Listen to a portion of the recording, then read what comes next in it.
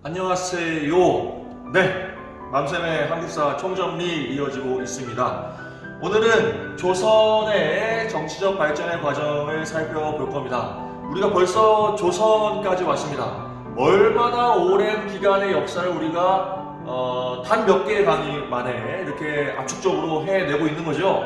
여러분 대단히 잘하고 있는 거예요. 여러분 하여튼 고생하는 거 알고 있습니다. 열심히 노력하고 또 노력했을 때에 큰 성과가 있을 겁니다. 알겠죠? 노력하시기 바랍니다. 우리는 지금 조선을 공부하기 시작할 건데요. 6강에서 조선 전기의 정치 발전을 살펴볼 거고, 그 다음에 7강에서 조선 후기의 정치 발전을 살펴볼 겁니다. 그러니까 조선 전기 한 강의, 조선 후기 한 강의 이렇게 7강, 그러니까 6강, 7강 이렇게 돼 있고, 그 다음에 8강에서 조선의 사회, 경제, 문화를 한꺼번에 살펴볼 겁니다.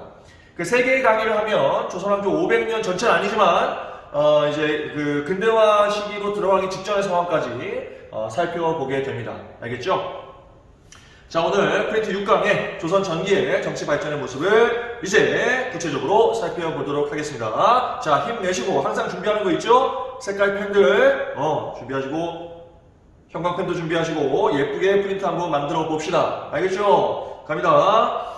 먼저 프린트의 윗부분 보시면 제가 또 한 가지를 구조화 시켜놨는데, 뭐냐면 조선 전기의 지배 세력이 또 어떻게 흘러갔는지를 먼저 구조적으로 살펴보고, 구조화하여서 살펴보고, 그 다음에 구체적인 내용을 보도록 하겠습니다. 조선 전기의 지배 세력의 흐름을 알기 위해서 첫 번째 뭘 알아야 되냐? 당연히 뭡니까? 신진사대부를 우리가 알고 있어야 됩니다. 신진사대부. 고려가 망하기 직전에, 고려 말의 상황에서 새로운 사회 개혁 세력으로서 등장한 사람들이 바로 신진사대부들이었습니다. 주로 과거를 통해서 관직에 진출했고 실력을 갖춘 사람들이었고 성리학이라고 하는 학문을 바탕으로 하고 있었었죠. 이 신진사대부들이 진출을 하면서 권문 세력을 견제해 나갔다라고 말씀드렸었죠. 특히 공민왕이라고 하는 고려의 왕 때부터 신진사대부가 적극적으로 활약하기 시작했다고 말씀드렸습니다. 그러던 중에 어떤 일이 있었냐면 위화도 회군이라고 하는 사건이 있었어요. 요걸 잘 아셔야 돼. 요걸 아시는 게 조선 건국의 과정을 아시는 핵심입니다. 위화도 회군이 뭐예요? 위화도라고 하는 곳에서 회군했다.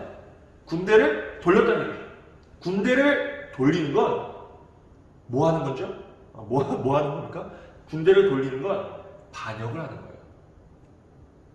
명령에 불복종하는 겁니다. 이런 과정을 통해서 조선이 건국되는 거예요. 이거 뭔 말이야? 고려라는 나라가 의지를 가지고 어딘가를 공격하려고 했어? 그런데 위화도라고 하는 곳에서 군대가 돌아선 거예요. 돌아선 것은 반역이 되는 거죠. 고려에 반역하는 세력이 등장하게 됩니다. 자, 구체적으로 말씀드릴게요. 위화도 회군은 이제 원나라가 약해지고 명나라라고 하는 나라가 중국에 들어서는데, 이 명나라가 천령이라고 하는 지역의 이북 땅을 빼앗으려고 했어요. 원래 고려의 땅인데, 원래 고려의 땅인 천령 이북 지역을 빼앗으려고 하자 최영 장군 등이 주도하여서 요동을 정벌하자. 그러니까 명나라를 공격하자라는 주장을 하게 됩니다. 명나라를 공격하자라고 하는 주장을 펼치게 되는데, 그게 받아들여져서 요동을 정벌하기 위해서 뭐 하는 거야? 출병을 한 거야. 군대가 출발한 거죠. 그 군대를 누가 이끌고 갔냐? 이성계가 이끌고 갔는데, 이성계는 요동 정벌하는 것이 마음에 들지 않았던 겁니다. 반대하고 있었어요. 그래 결국은 위화도는 위치가 어디냐면 압록강 있죠. 압록강 건너면은 바로 이제 천령 이북 지역일 거 아니야, 그죠? 압록강에 있는 성 위화도라고 하는 곳에서 군대를 돌리게 된 거예요. 누가? 이성계가. 그러면은 고려의 입장에서 봤을 때 반역 세력은 누구야? 이성계가 되는 겁니다. 이 회군을 통해서 이성계가 고려의 권력을 장악을 한다라고 보시면 되겠습니다. 그런데 이성계 혼자 하는 것이 아니고, 이성계와 누가? 이성계와 신진사대부. 자, 들어갑니다. 지금 위화도 회군 설명 들었고, 이성계와 신진사대부가 함께 연합하여서 그래서 이제 권력을 장악을 했다. 고려 말기에 권력을 장악하게 되었다라고 보시면 되겠어요. 알겠죠? 그래서 이 친진사대부가 이제 신흥 무인 세력인 이성계와 연합을 하게 됐는데, 문제는 조선을 건국하는 데 있어서 찬성하는 세력이 있고 반대하는 세력이 있었다는 얘기입니다. 이건 또 무슨 얘기냐? 신진사대부들 중에 새로운 나라를 세우는 것이 중요하다라고 생각했던 사람들이 급진파들이고, 신진사대부들 중에 온건파들은 아니다. 지금 그게 중요한 게 아니고 고려라는 나라를 유지하면서 뭔가 바꿔나가면 된다. 그것은 충분하다. 이 고려라고 하는 오래된 이 역사 깊은 나라를 없애는 건 말이 안 된다. 이 왕조를 무너뜨리는 건 말이 안 된다. 라고 주장했던 고려 입장에서 보면 충신들이죠. 네.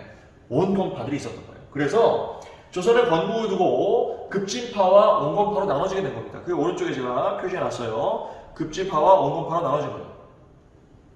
찬성하는 세력 급진파, 반대하는 세력 온건파들이었습니다. 신진사대부들이 급진파와 온건파로 나눠지게 되었다.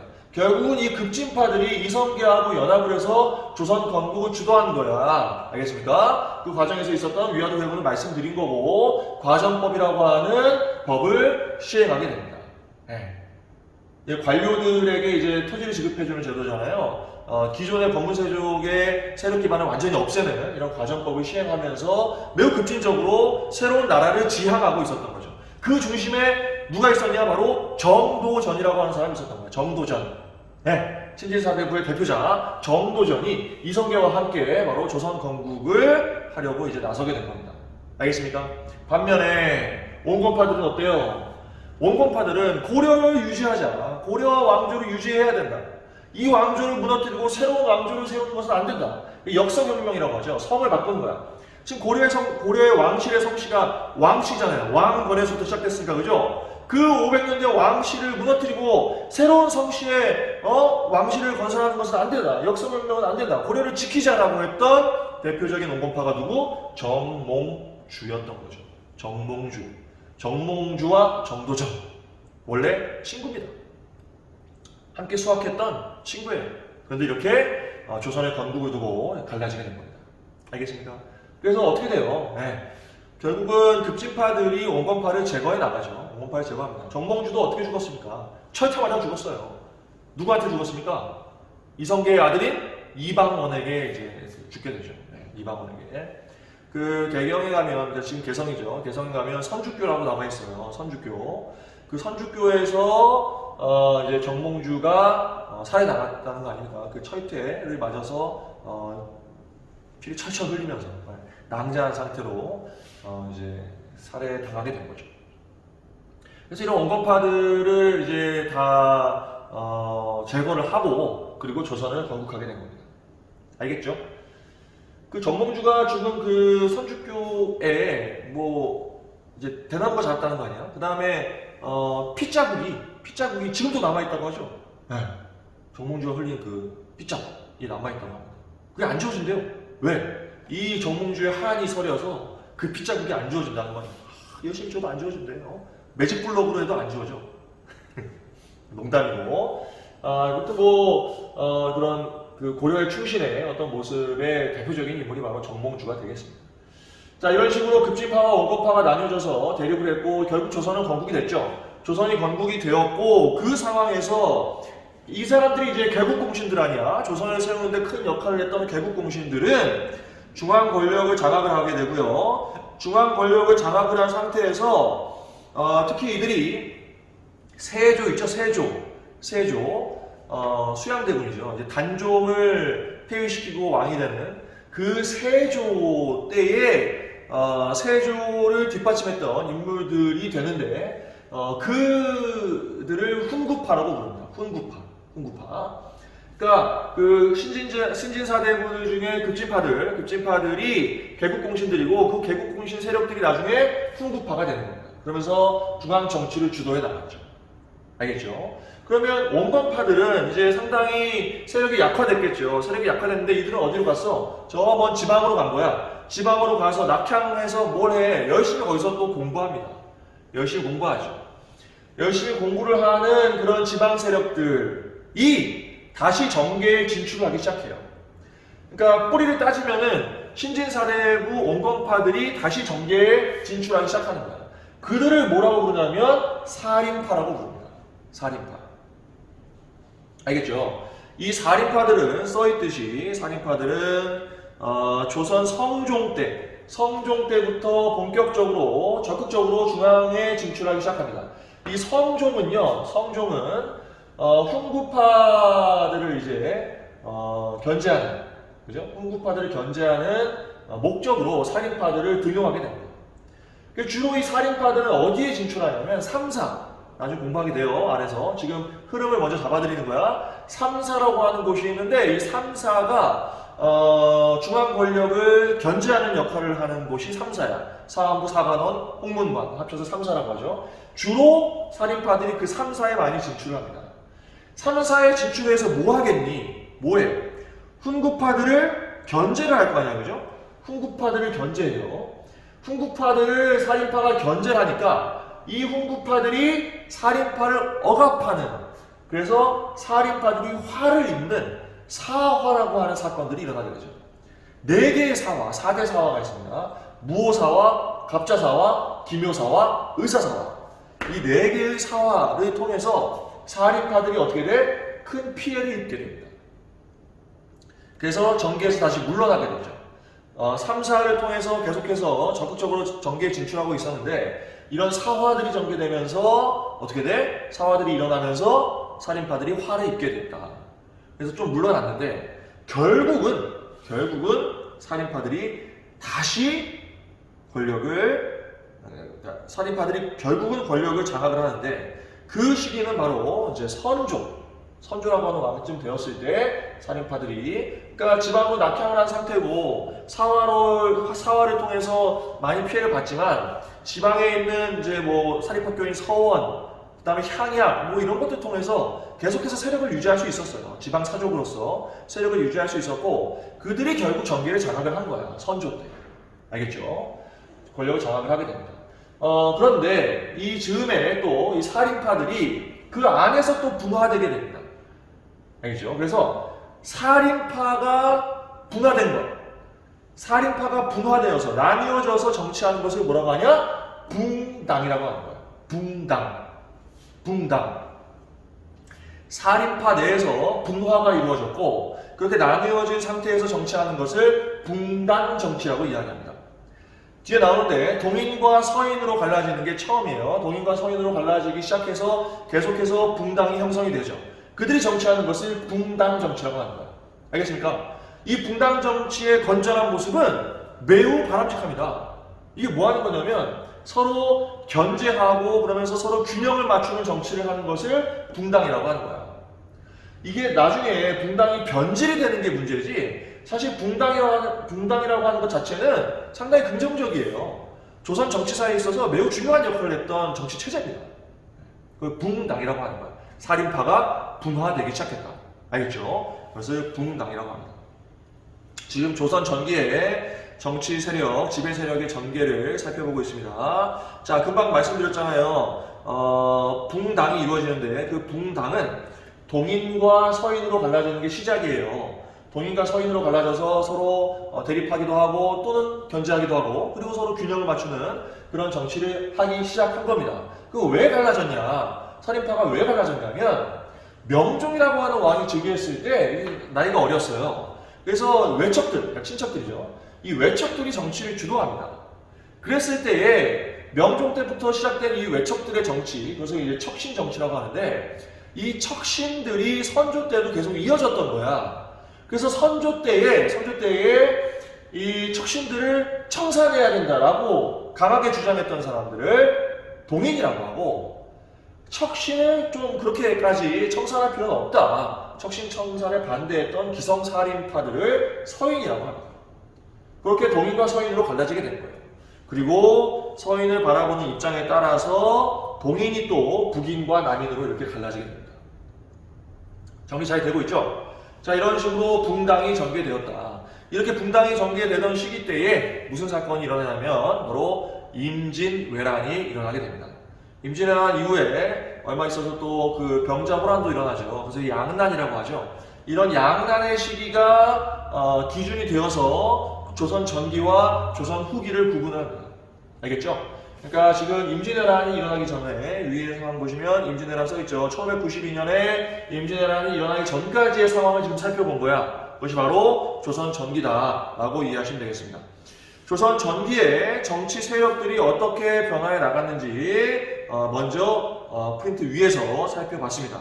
이제 본격적으로 조선의 건국의 상황부터 시작해서 조선 전기의 정치의 전개 과정을 살펴보도록 하겠습니다.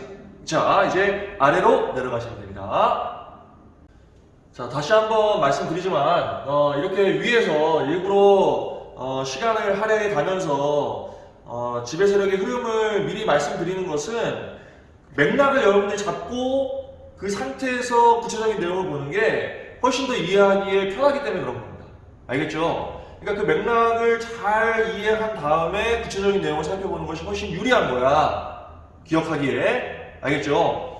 자, 이제 구체적으로 살펴보도록 하겠습니다. 건국과 체제 정비라고 나와 있죠? 건국과 체제 정비 어떤 식으로 전개되는지 살펴보겠습니다. 지금부터 조선 전기에 등장하는 몇 명의 왕들을 언급하면서 말씀을 드리도록 하겠습니다. 먼저 조선 태조입니다. 조선 태조 누굽니까? 이성계죠. 이성계. 조선 태조인 이성계가 조선을 건국한 거 아닙니까? 그죠? 근데 이때에 큰 역할을 했던 인물이 누구라고 했어? 누굽니까? 정도전이라고 했었죠. 정도전이 이제 급진파 신진사대부의 대표적인 인물이었고 이성계와 함께 나라를 세운 것이죠. 써있듯이 급진파 신진사대부와 함께 권력을 장악을 했다. 그 과정에서 말씀드렸듯이 위화도 회군이 있었고 과전법이라고 하는 법을 시행했다. 위에 나와 있는 게 똑같이 다시 나와 있습니다. 그죠? 과전법이라고 하는 법을 시행해서 건문세족의 경제적 기반을 무너뜨리고, 그죠? 위화도 회군을 통해서 정치적 권력을 장악을 하고, 그러면서 조선을 건국하기에 이르렀다라는 이야기입니다. 자, 됐죠? 아래로 가도 돼요? 가볼게요. 나라 이름을 조선이라고 정했습니다. 이건 이제 고조선의 어떤 계승의식 그런 거요. 보이죠? 그 다음에 한양으로 수도를 옮기게 돼요. 원래 이제 다른 곳에 수도가 있었던 거죠. 개경이 수도였잖아요. 그죠? 그 수도를 한양으로 옮기게 됩니다. 한양으로 수도를 옮겼고 정도전이 이 조선 초기 때에 태조 때에 활약을 하게 되는데 이 정도전이 꿈꾸던 조선 새로운 나라를 세웠잖아요. 지금 정도전이 꿈꾸던 새로운 나라는 어떤 모습이었느냐? 바로 재상이 정치의 중심에 있는 나라가 정도전이 꿈꾸던 나라였다라는 이야기입니다. 이건 또 이게 무슨 말이냐면 정도전이 어떤 정치가 올바른 정치냐라고 이야기했냐면 재상이 권력을 가져야 된다. 물론 왕조 정치이지만 왕에게 큰 권력이 있지만 재상은 어떤 사람들이냐면 아래로부터 실력을 검증받아서 계속해서 이제 그 최고의 지위까지 오르게 되는 인물들이 재상들입니다. 재상은 기본적으로 똑똑하고 실력을 가지고 있어요. 그렇기 때문에 이런 사람들이 주도하는 정치가 나라가 안정될 수 있다. 이런 사람들이 정치를 주도하는 것이 나라를 안정되게 이끌어 나갈 수 있는 것이다 라고 생각을 했던 겁니다. 그런데 요걸 이제 다르게 생각하면 왜 이런 주장을 했나 생각을 해보면 왕조 정치에서 왕에게만 모든 권력이 독점되어 있다고 생각해 보세요. 왕은 한계점이 있어. 어떤 한계점이 있냐면 혈연을 통해서 이어지잖아요. 혈연. 그죠? 내가 훌륭한 사람이야. 선생님 훌륭한 사람입니까? 네. 뭐 훌륭한 사람이라고 쳐. 근데 내가 아들이 있는데 내 아들도 나처럼 훌륭할 수 있는 건가? 훌륭할 수도 있겠죠. 그런데 그렇지 않을 수도 있잖아. 이상한 애일 수도 있잖아요. 그게 왕조 정치의 한계점이라는 거야. 모든 권력을 왕에게 집중시켰을 때에 이 사람이 훌륭해도 그 후대의 왕이 이상한 왕이 나올 수 있다는 거죠. 그럼 나라가 어떻게 해? 나라가 흔들리는 거야. 나라 전체가 흔들리게 되겠죠. 그렇기 때문에 그런 왕의 정치, 왕이 중심이 된 정치의 한계성을 극복하기 위해서는 정도전이 뭐라고 생각했다? 재상이 정치의 중심에 있어야 된다라고 생각을 했던 거죠. 알겠습니까? 네. 그런데 이런 정도전이 생각했던 재상 중심의 정치는 되지 않아요. 네. 그렇게 물론 조선 전체적으로 봤을 때 뭐 재상이 큰 역할을 하긴 했지만 그렇다고 해서 왕의 권력을 뛰어넘는 뭐 그런 정도의 정치가 시행됐다라고는 얘기할 수 없고 바로 다른 생각을 가진 사람이 등장하죠. 누굽니까? 태종이에요. 이방원이죠. 이방원이 정도전을 제거합니다. 이방원이 정도전을 제거하고 국왕 중심의 정치를 펼치게 되죠.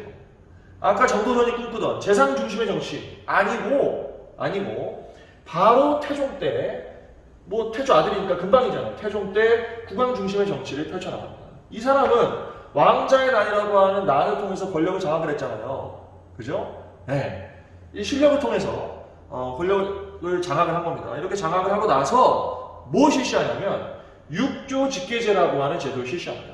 육조 직계제.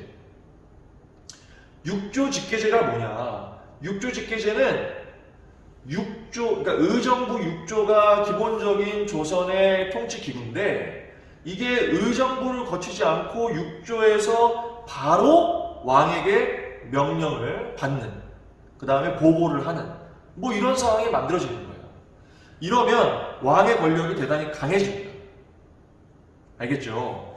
이런 식으로 태종이 이제 그 주변에 자신들의 자기의 권력에 범접할 수 있는 왕자들을 제거를 하고 왕이 모든 권력을 차지하는 모든 권력의 중심에 서는 그런 육조 직계제를 실시하는 모습이 보였던 거야. 이건 정도전이 꿈꾸던 나라의 모습은 사실 아니었던 겁니다. 알겠죠?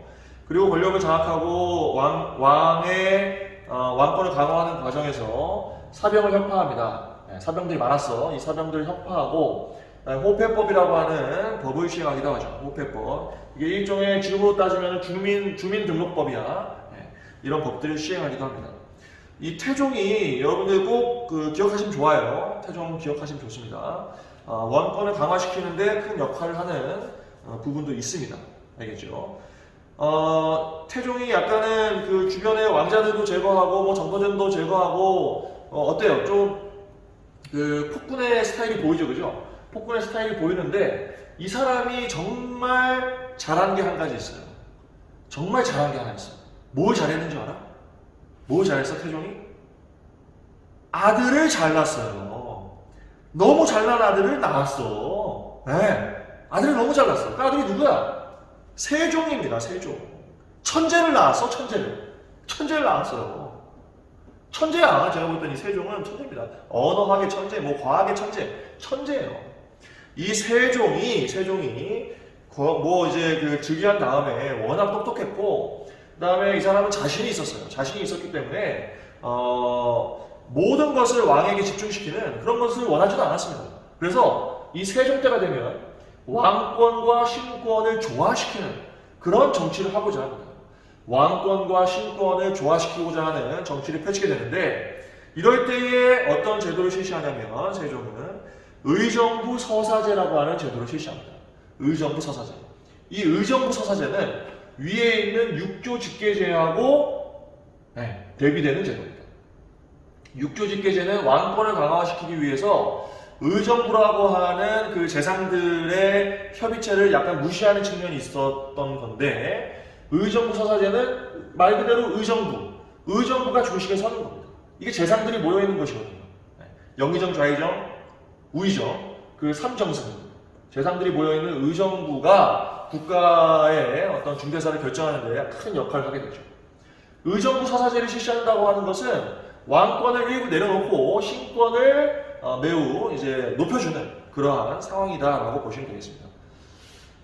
의정부 서사제와 육조 직계제를 여러분들이 한꺼번에 이해하시면 좋기 때문에 지금 얘기가 나왔으니까요. 오른쪽으로 잠깐 가볼게요. 오른쪽에 가보시면 왕권과 신권이 대립하는 모습이 있다라는 이야기고 왕권과 신권이 대립하는 것은 제도로서 그것이 이제 비교가 되는데 왕권을 강화시키는 제도로서 아까 태종이 실시했던 육조직계제라고 하는 것이 있고, 그 다음에 신권을 강화시키는 제도로서 금방 세종이 실시했던 의정부서사제라고 하는 제도가 있는 거예요. 제가 그것을 이렇게 화살표로 연결시켜 놓은 겁니다.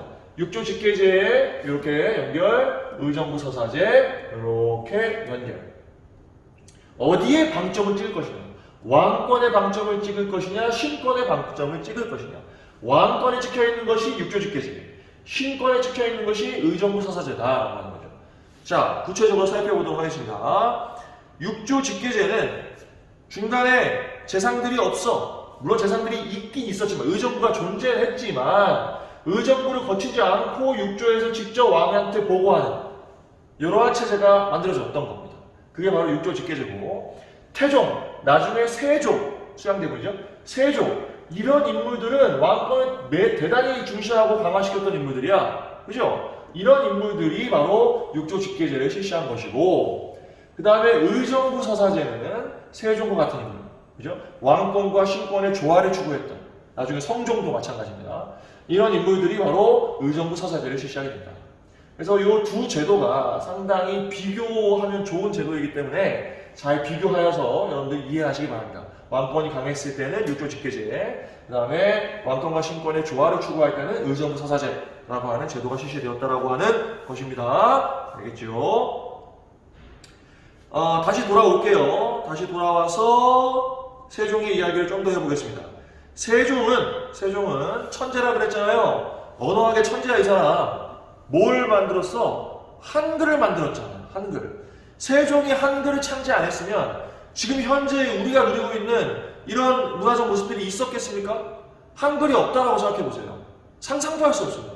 그걸 이룬 인물이 바로 세종이에요. 이 사람 천재야, 정말. 천재입니다. 지편전이라고 하는 기구를 만들고 이 지편전에서 이제 한글 창제를 해 나가는데, 지편전에 학자들이 있었죠. 학자들이 있었는데 그 학자들을 일일이 챙기고 그 사람들 교육시키고 했던 사람이 세종이에요. 한글 창제의 주도자입니다. 누가? 세종. 이렇게 이제 뛰어났던 인물인데, 이게 뿐만 아니고 사군육진, 이제 국방에 있어서도 매우 앞서갔던 인물이 세종이에요. 사군육진이라고 하는 것을 개척해서 이제 여진족을 일부 몰아내고 영토를 확장을 합니다. 영토를 확장해요. 그런 역할을 했죠. 사군육진. 기억하시기 바랍니다.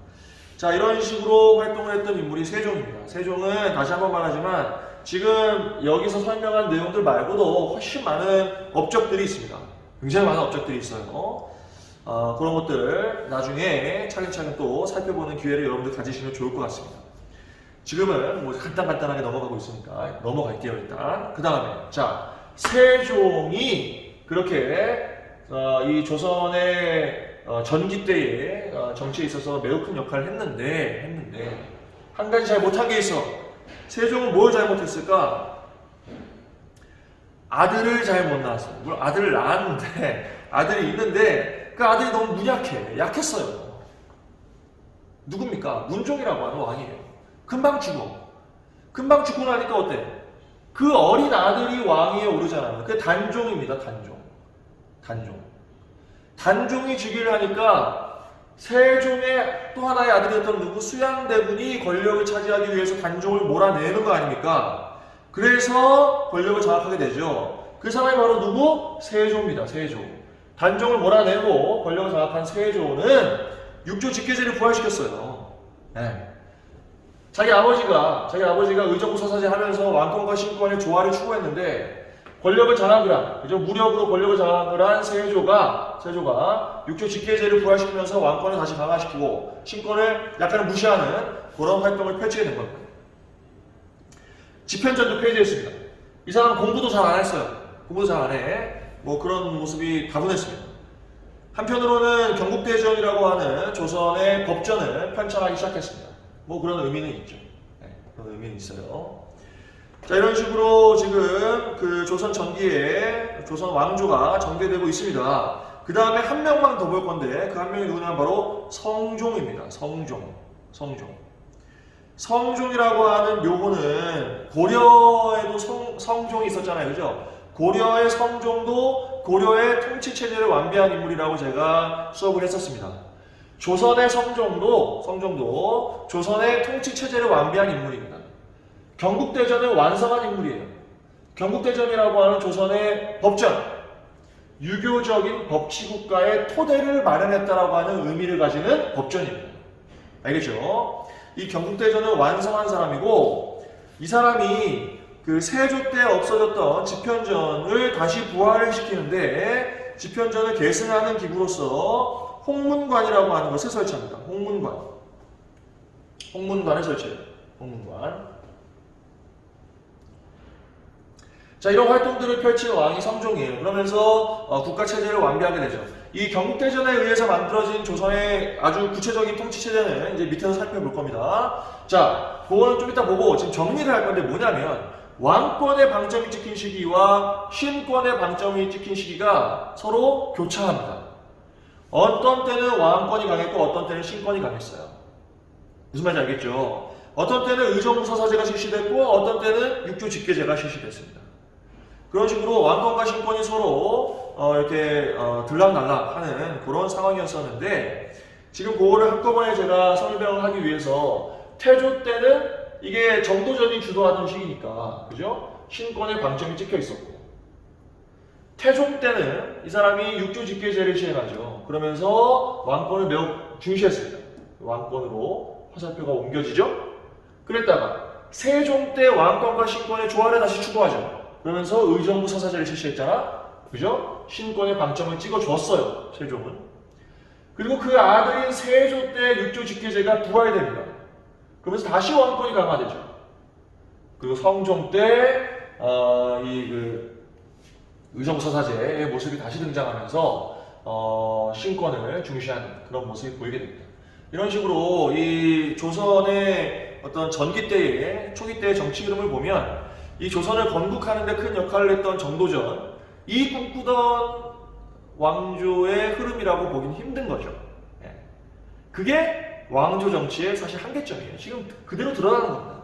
왕조 정치의 한계점이 드러나는 거예요. 세조, 태종 이런 왕들 왕권을 강화시키면서 나라를 막 좌지우지하고 나라를 혼란스럽게 하는 측면이 있었어요. 나중에 연산군, 성종 아들, 성종이 제일 못한 것 중에 하나가 뭐야? 아들을 잘못 낳은 거야. 이 연산군 아닙니까? 나라가 망하기 직전까지 갔어요. 연산군 때는. 그런 식으로 사실은 이 왕조 정치라고 하는 것이 한계점을 가지고 있습니다. 그걸 극복하려고 했던 것이 정도전의 어떤 생각이었었는데, 그것도 잘 이루어지지 못했던 거죠.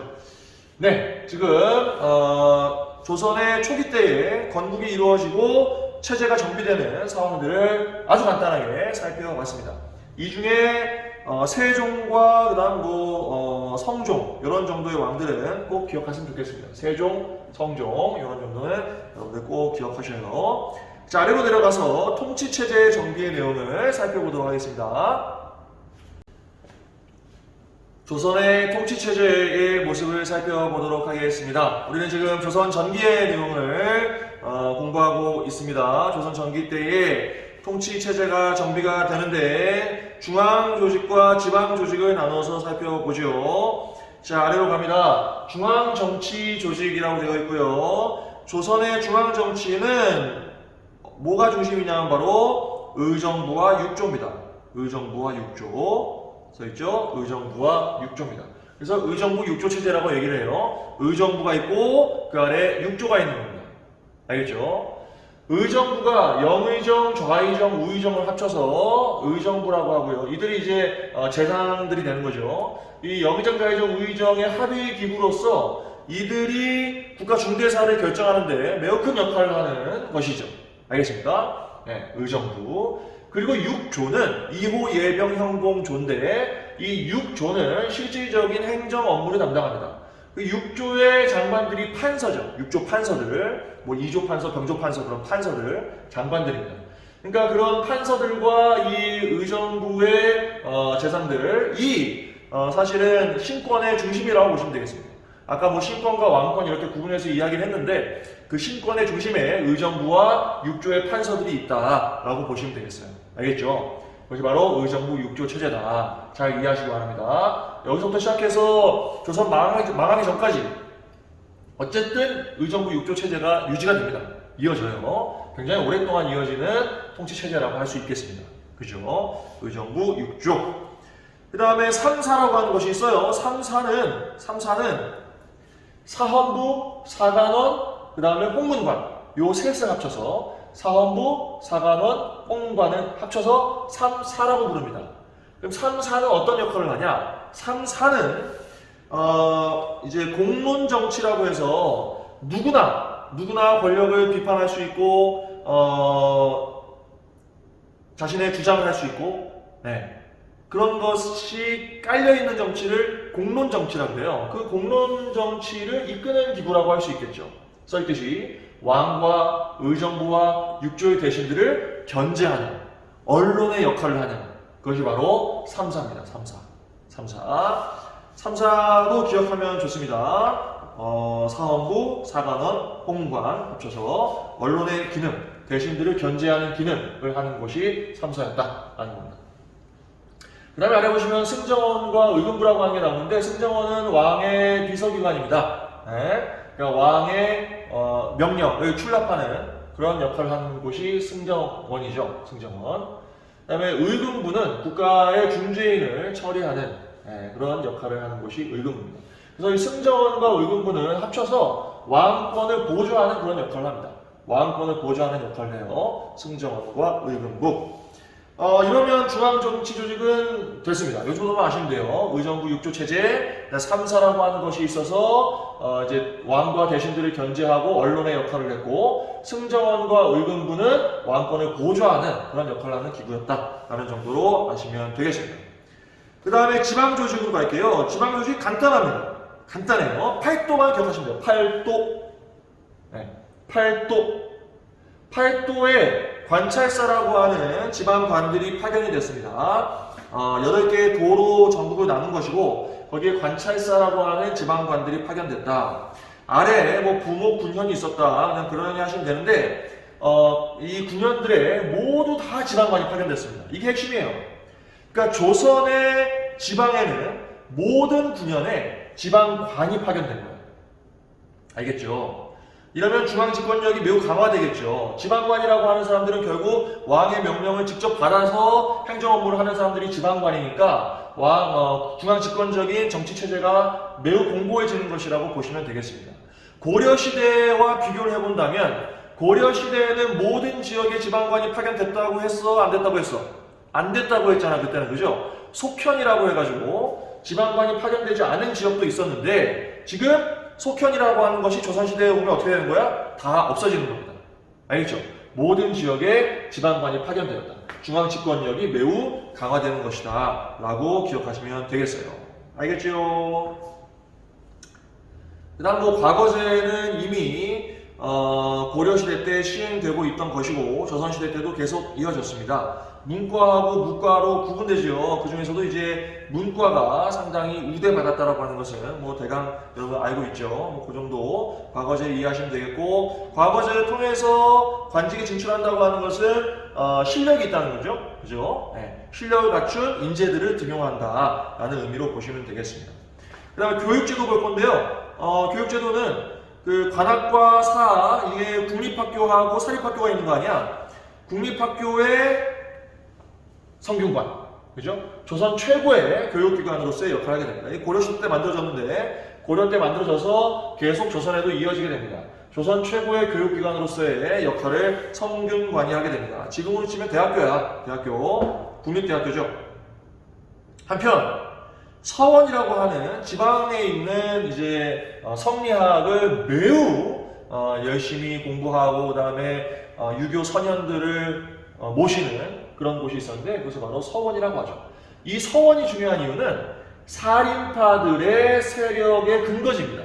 살인파가 어떤 사람들이었었죠? 살인파는 연원을 따진다면은 신진사대부 원건파들이 낙향해서 그죠? 지방으로 가서 지방 세력화하게 되는데 그들이 바로 이 서원을 통해서 세력을 계속 유지할 수 있었고, 오히려 서원을 통해서 더 세력을 확대한 다음에 결국 중앙 정계로 진출하게 되잖아요.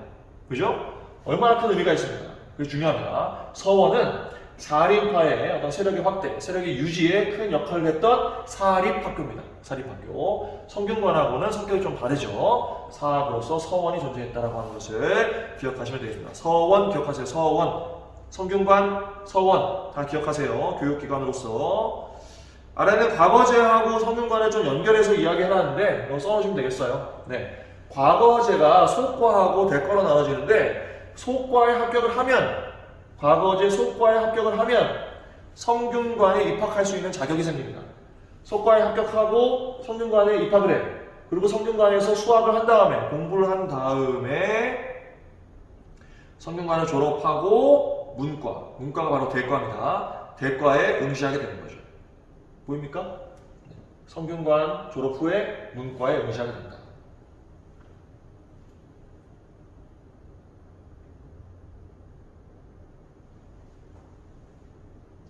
제가 막 이렇게 수업을 다다다다 하다 보니까 여러분 뭐 저번에도 말씀드렸는데 혹시 잘 못 따라오겠으면 글씨정체 해놓고라도 좀 써놓으세요. 알겠죠?